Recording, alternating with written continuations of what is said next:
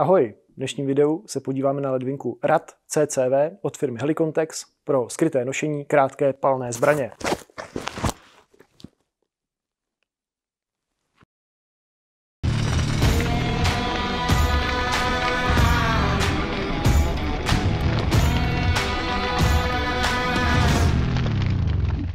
Ledvinka RAD CCV, což je zkratka z Conceal Carry Weapon, nebo taky Conceal Carry Wastepack, je vyrobená z 500 denier kordura nylonu, objem má 1,8 litru a váží zhruba 400 gramů. Dá se nosit, jak jste viděli, na šikmo přes hruď, stejně tak se dá nosit jako klasická ledvinka, ovšem vzhledem k umístění našeho stolu jsme volili první možnost, tak aby byla dobře vidět. Na tělo se připíná pomocí jednoho nepolstrovaného popruhu, spínání pomocí fastexové přesky.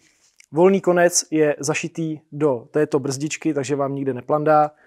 Určitá nevýhoda může být v tom, pokud jste hubeňouři jako já, tak i při maximálním utažení, kdybych měl někam popoběhnout, tak mi z pasu stejně spadne.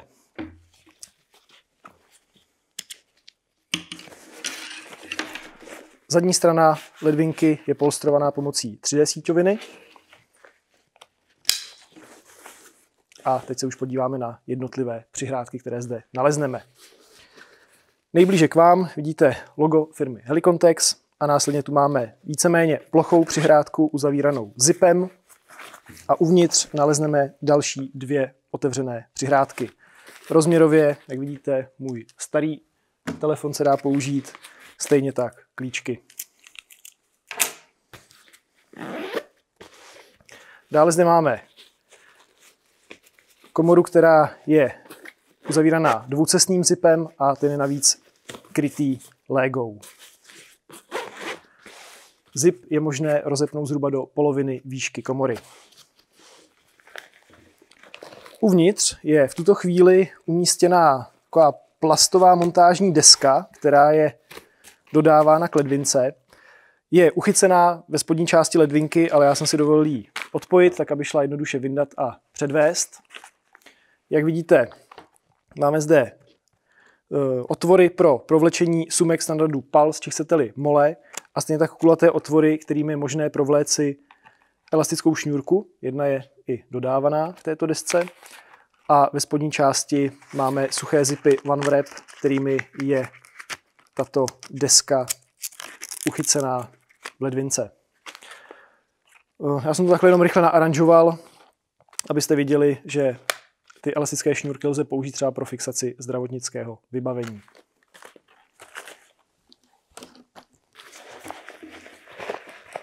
Když máme základovou desku venku, vidíte, že na straně blíže k tělu uživatele je pošitá jemným flaušem, takže pak, když byste nechtěli použít tuto plastovou desku, ale připlásnout nějaké sumky se sucháčem, máte možnost. Dál od těla se nachází síťovaná přihrádka, uzavíraná zipem. V tuhle chvíli zde mám velký poznámkový blok. Ve spodní části, snad to bude vidět, jsou dvě očka spadákové šňůry, respektive z nějakého tkalounu, a do těch se uchycuje plastová montážní deska.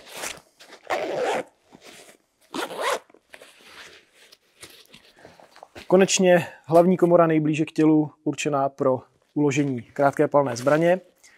Máme zde opět dvoucestný zip a jak vidíte, tady v rohu je už narafičené táhlo, které je pošité nějakou umělou koženkou, tak aby se dobře dalo chytit.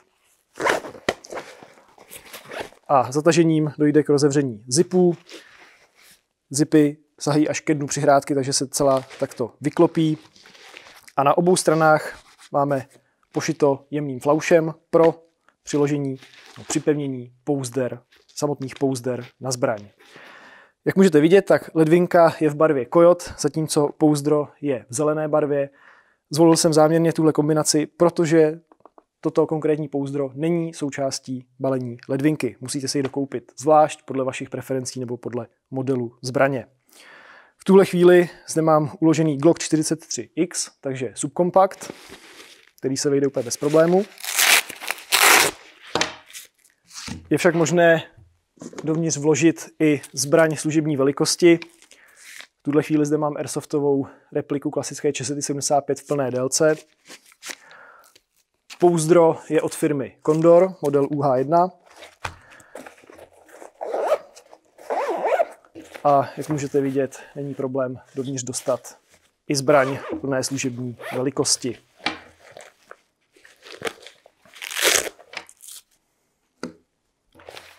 Ledvinka je vyrobena pro praváky i leváky.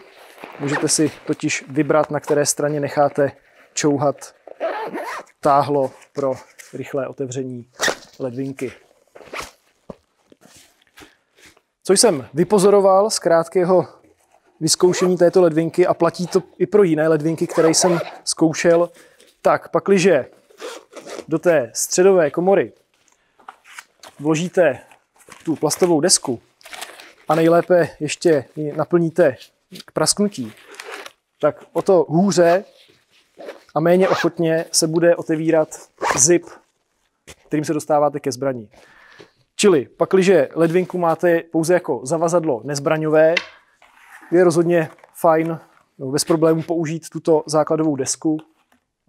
Ovšem pakliže chcete mít zaručeně rychlý a pohodlný přístup k přenášené zbrani, doporučoval bych desku nepoužít a přenášené věci uložit na volno.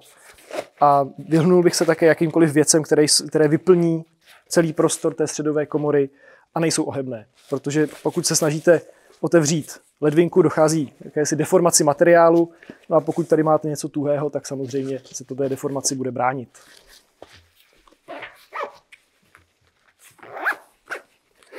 Tak, ještě pro představu. První pouzdro na zbraň bylo od firmy Helicon, je to starší model. Vejde se klidně i novější model Inverted Pistol Holster nebo tak něco, který je konstrukčně prakticky identické s tím modelem od firmy Condor. A samozřejmě, protože se jedná o flauš, můžete použít i obaly nebo pouzdra na zbraň od jakýchkoliv jiných výrobců. Tak, myslím, že jsem na nic nezapomněl. Tolik ledvinka Rad CCV od firmy Helicon. Díky za pozornost a někdy příště. Ahoj.